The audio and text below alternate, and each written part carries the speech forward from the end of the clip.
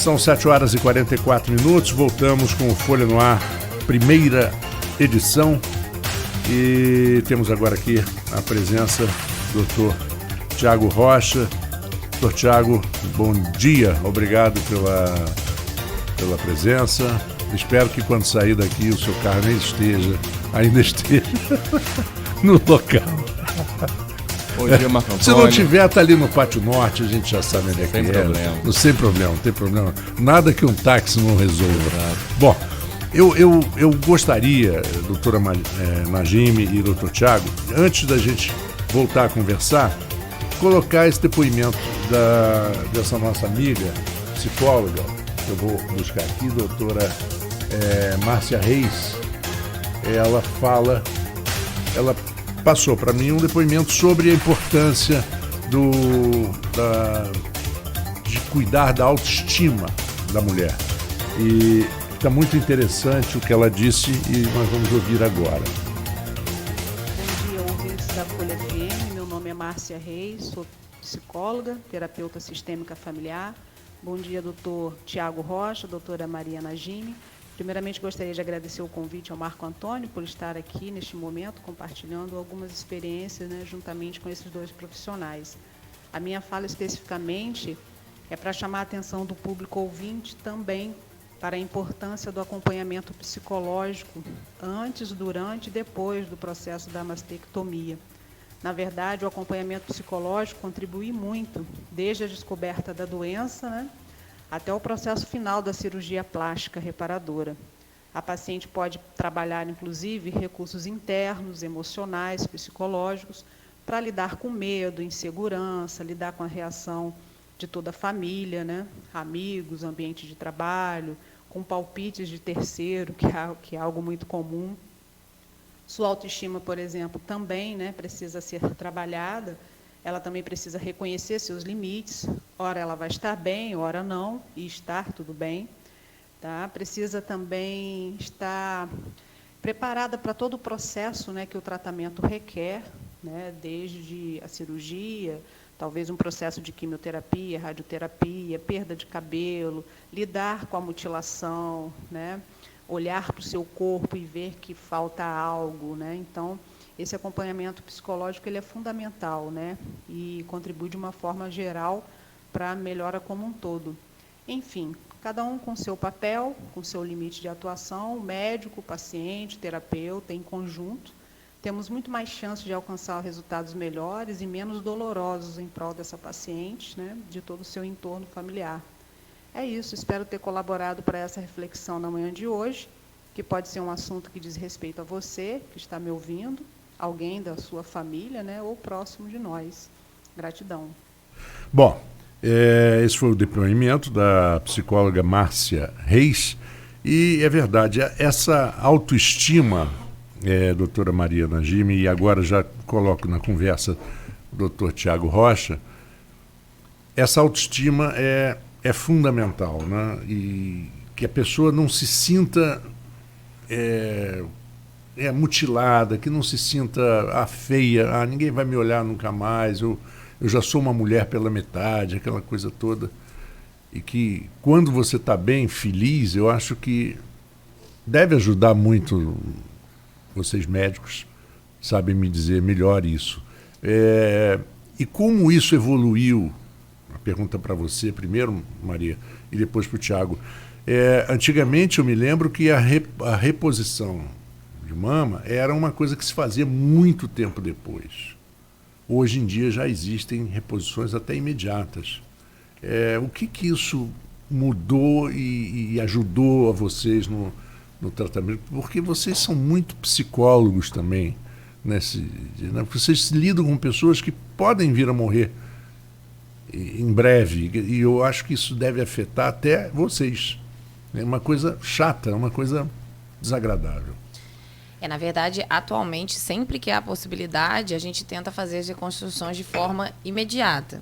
Ou, pelo menos, iniciar o processo de reconstrução de uma forma imediata. Às vezes, esse processo vai durar algum tempo, a paciente vai precisar ser submetida a outros procedimentos cirúrgicos. Mas a gente já tenta iniciar esse processo já de forma imediata, colocação de expansores de tecido. Eu eu sou suspeita, porque eu trabalho muito com o doutor Tiago também. A gente faz muita questão da reconstrução em conjunto, e eu faço algumas coisas já sozinha.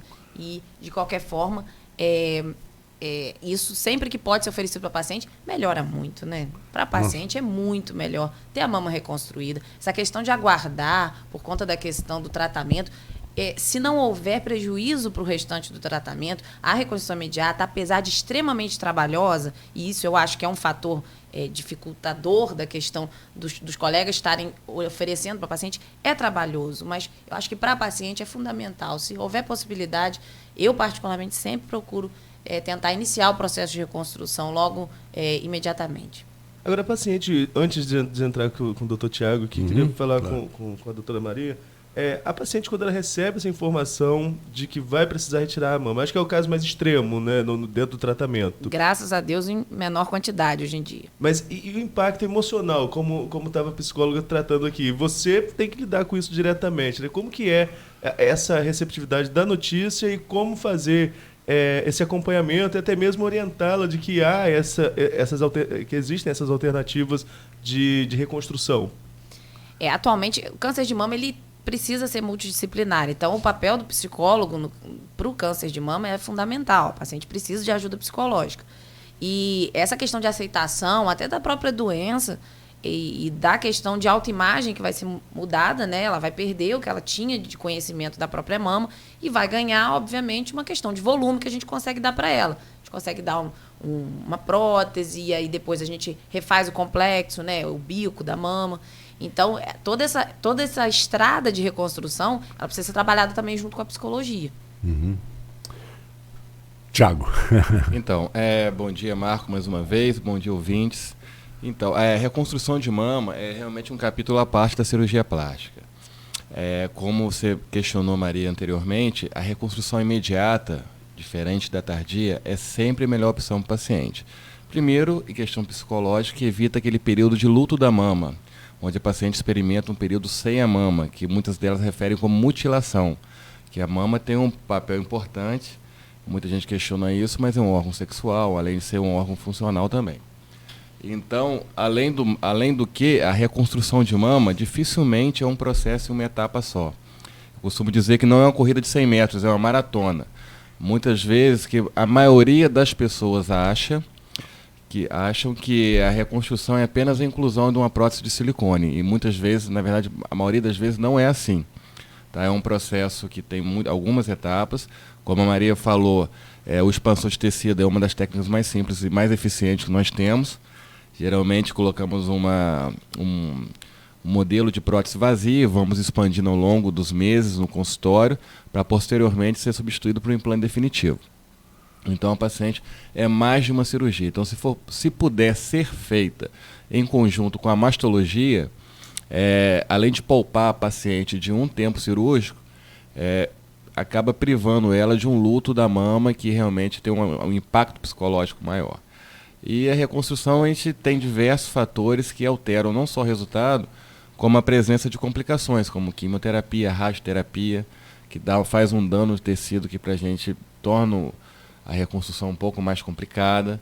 E, sem dúvida nenhuma, a reconstrução de mama tem um impacto psicológico na paciente que já está naquela ansiedade se vai morrer ou não, muito positivo na paciente. Se puder ser feito de imediato, em conjunto com a mastologia, obviamente é muito melhor. Arnaldo. Não, eu queria saber se no SUS existe também essa questão da reconstrução. Isso é uma coisa que faz parte do serviço básico de saúde? Sim, inclusive existe uma lei que foi aprovada em 2013, se não me falha a memória é 12.000 alguma coisa, 2013, onde toda paciente submetida à mastectomia tem direito constitucional à reconstrução imediata. Tá? Só que existe uma grande diferença entre a lei e a realidade. Porque você botar no papel é uma coisa. Mas tem um adendo lá que ela fala, se tiver alguma questão técnica também, se não puder ser feito. E questão técnica, todos os serviços praticamente têm. Então, é lei, é direito da mulher, realmente reconstrução de mama pelo SUS, sem custo. Só que a aplicação dela na prática realmente é um pouco complicada, não acontece. Tá? Justamente por isso que Maria falou. Porque são cirurgias de alta complexidade, que muitas vezes o hospital não tem recurso, não tem interesse em oferecer para o paciente. E a questão da UPME, né, que é paciente, do material cirúrgico, que as tabelas SUS estão extremamente desatualizadas, então a gente não consegue, com o dinheiro que eles pagam no implante, não há implante que seja adquirido por esse valor, e ninguém paga o restante, não tem quem pague o restante. Então, essa questão de financiamento do SUS é muito problemática. É verdade. Tem uma pergunta, um ouvinte nosso que é constante, está sempre aqui, o Maurício Furel. Ele faz uma pergunta que a gente já falou até, mas como a audiência muda, vai mudando de acordo e vai chegando o ouvinte, se o câncer pode ser hereditário. Sim, na verdade é um percentual pequeno. A grande parte dos cânceres eles são esporádicos, ou seja, acontecem pelo envelhecimento celular e por outros fatores. Mas existe sim, e principalmente as pacientes que têm histórico familiar. Esses históricos familiares, alguns já são conhecidos, como eu te falei lá no comecinho, a questão genética ainda é uma novidade, né? Tem poucos anos que o DNA foi codificado, então a gente não tem todas as informações necessárias, mas, obviamente, sim, a gente tem cânceres que têm padrão hereditário, que é aquela família que praticamente todas as mulheres tiveram, ou têm, ou morreram de câncer de algum local. Arnaldo. Não, eu vou voltar à questão do SUS, sobretudo aqui em Campos. Né? Não, é importante a gente... Sim. Vocês atuam diretamente no SUS e conhecem casos que realmente a lei foi efetivada, ou isso é tão esporádico que vocês nem têm conhecimento sobre, até mesmo no meio que vocês convivem, nas conversas? Acredito que jornalista, quando se encontra, fala de jornal, médico, quando se encontra, vai falar sobre medicina, né? Então, vocês, quando se encontram, existem relatos sobre, ou realmente nem acontece esses casos de reconstrução pelo SUS? Olha, na verdade, existem serviços de câncer de mama pelo SUS, onde Maria trabalha, onde todo o tratamento é oferecido pelo SUS. A parte da reconstrução, que realmente pouca gente se habilita a fazer, tá? Até mesmo pela tabela, como ela colocou. A tabela proibitivo, na verdade é multifatorial, tá? São vários fatores que tornam o procedimento inviável pelo SUS. A tabela é um deles, tá? Que realmente é incompatível com implante de boa qualidade, com honorário médico digno, com várias condições de trabalho realmente são muito ruins. Mas, eventualmente, sim, tem... Né, você faz um... Na verdade, via SUS a gente tem uma dificuldade, porque o SUS, obviamente, a gente não pode efetuar nenhum tipo de cobrança. Então, da forma como é colocado, fica totalmente inviável. Eu sou uma entusiasta da questão de reconstrução, tento comprar o passe do Dr. Tiago sempre que posso, e é muito difícil de comprar, sabe? Porque ele é um cara muito caro, mas realmente essa questão da reconstrução, montar serviço de reconstrução, a gente está tentando viabilizar lá no serviço onde eu trabalho, mas é uma coisa difícil, tanto na esfera de financiamento quanto da questão técnica, porque a habilitação para fazer essa questão da reconstrução, ela requer muitos profissionais. E não é um procedimento simples, do ponto de vista até do centro cirúrgico mesmo, do que você precisa de material. Isso tudo para ser viabilizado, para você conseguir oferecer para a população.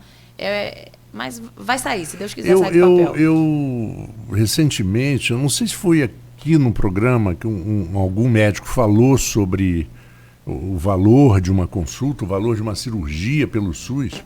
Não foi você, não foi Tiago, não. Não me lembro, mas alguma coisa ou eu li. E falou sobre o custo de uma cirurgia. Eu falei, gente, não é possível. Isso é um jantar num restaurante um pouco mais caro. Quando é? Quando é? Quando a gente conversa, quando não é um lanche do McDonald's. Quando a gente conversa muito com quando a gente conversa muito com o médico aqui, a defasagem da tabela, acho que o município, num caso de um procedimento de rotina normal, o município às vezes tem que dobrar, né? Paga 2 vezes a tabela para chegar a alguma coisa que consiga alguém para fazer. Basicamente essa a rotina no SUS, né? O SUS, a gente tem a questão de financiamento do SUS realmente é trágico. Eu fico triste, mas assim, a gente tenta fazer da melhor forma possível. O serviço que eu trabalho, né, que é lá o Hospital do Toledo, a gente tem, obviamente, um um serviço que funciona, a gente consegue fazer grande parte das coisas. A questão da reconstrução, a inviabilização é por conta do material, né? A questão do material do SUS, o município teria que complementar de uma forma quase que integral. Então, isso inviabiliza mesmo. Eu outro dia fiquei sabendo de cirurgias, por exemplo, de catarata pelo SUS. Se o paciente pagar a lente, ele consegue fazer. Não, mas isso não pode acontecer. Na verdade, no SUS não há possibilidade de cobrança de material, porque se houver possibilidade de cobrança de material, aí já desqualifica. Pelo SUS tem que ser integralmente pelo SUS. Não pode cobrar mas nada. Mas aí a pessoa que vai fazer a cirurgia de catarata vai ter que se conformar com uma lente nacional de qualidade inferior. No caso da reconstrução, a gente não tem nenhuma, nem de qualidade inferior que a gente possa oferecer pela tabela, infelizmente. Exatamente. E uma coisa que lida muito mais com um risco de vida do que uma cirurgia de catarata. Claro. Né? Lógico. Agora, nesses casos de cirurgia de reconstrução, existe algum risco para paciente? Porque toda cirurgia, para quem é leigo, toda cirurgia demanda algum tipo de risco. Sim. Não sei se é o caso na reconstrução mamária. Mas se existe algum risco, qual é o tipo de risco que oferece a paciente que passa por esse procedimento? Na verdade, oferece o risco inerente de qualquer cirurgia, né?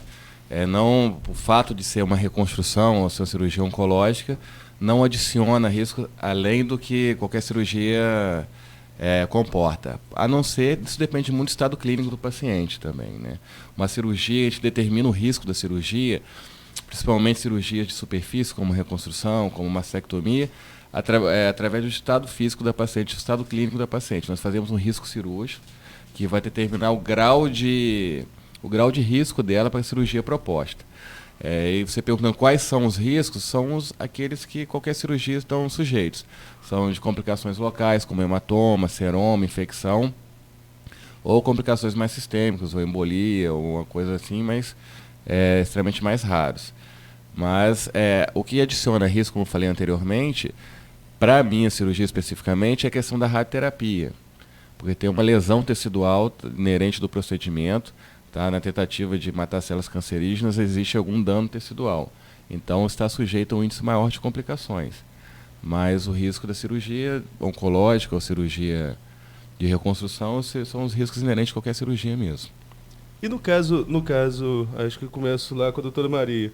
No caso da paciente, a retirada quando chega ao extremo de retirada de mama, já é perda total, ou existe algum procedimento que seja parcial, só onde tiver algum tipo de nódulo? Como que funciona?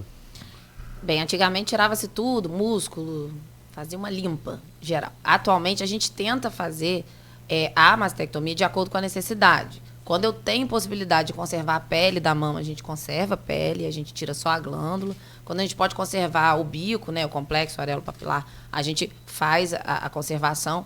Agora, tudo depende do patologista. Geralmente ele me fala em tempo real, lá no centro cirúrgico, se eu conseguir tirar o tumor todo e eu posso deixar aquela área de pele ou de tecido do câncer. E isso acaba dialogando com o seu trabalho, Thiago? Sim. Isso influencia no que você faz? Claro, a tendência da mastologia ela está sendo cada vez mais conservadora. Antigamente, as cirurgias realmente eram mais agressivas, mais invasivas. Tanto é que a maior parte das técnicas desenvolvidas em cirurgia plástica são para esse tipo de cirurgia. Tá? Cirurgias mais agressivas, onde retiram pele, tecido, retiram o bico da mama, retiram tudo. Então, atualmente, a tendência, como a Maria falou, são os tumores mais precoces, são detectados mais cedo e estão sendo mais conservadores, preservando mais tecido da mama. Então, muitas vezes, nem é necessário o cirurgião plástico entrar em cirurgia. A própria mastologista, que tem uma habilidade, tem um domínio das técnicas, ela pode montar a mama com o que restou. Às vezes, uma mama que tem um tecido excedente, o tumor está localizado num quadrante que realmente sairia numa mamoplastia normal, você não precisa abrir mão de nenhuma técnica de reconstrução. É simplesmente montar a mama com o tecido que sobrou e a própria mastologia está habilitada a fazer isso. Então, a tendência das cirurgias conservadoras tem gerado menos mutilações para os pacientes. Mas, entretanto, sempre vai haver aqueles casos onde a necessidade realmente é uma ressecção mais avançada, com esvaziamento da axila, aquela coisa toda, aí sim a cirurgia plástica tem que entrar com técnicas mais complexas de reconstrução. Eu vi uma reportagem americana de um profissional e que ele fez no caso de uma mulher com uma mastectomia completa, tirou o bico, né, do seio, tudo. Ele fez um trabalho, ele é um artista plástico, ele fez um trabalho de tatuagem, um desenho 3D, um negócio impressionante. Na verdade, a reconstrução da mama, como eu disse, são várias etapas. A última etapa é a reconstrução do câncer, que a gente fala que é o complexo areolo-mamilar, que é a areola com o mamilo. Essa é a última etapa da reconstrução. Tá? Nós temos duas opções. A pigmentação, geralmente em 3D, que o pessoal faz com um trabalho sombreado, fica bem bacana. É menos invasivo, inclusive. Tá? A maioria tem preferido essa técnica. E a outra é com enxerto, com retalhos locais, que você tenta mimetizar a areola e o mamilo contralateral. Então são duas opções, a gente apresenta as duas. E a grande maioria tem preferido exatamente isso. Aqui em Campos tem um pessoal que faz um trabalho bacana em relação a isso também. Legal isso, né? Não só de pigmentação de areola, mas como também, às vezes, uma radioterapia na face, que é outra história, faz a sobrancelha, você faz a pigmentação, se disfarçar defeitos através de pigmentação em 3D. É bem bacana isso. Mais uma pergunta, Arnaldo? Ou vamos a um break? Vamos ao intervalo. Vamos ao intervalo, são 8h05. Já voltamos já com a conclusão da nossa entrevista aqui no Folha no Ar, primeira edição. Você conhece a Copa Táxi? São 16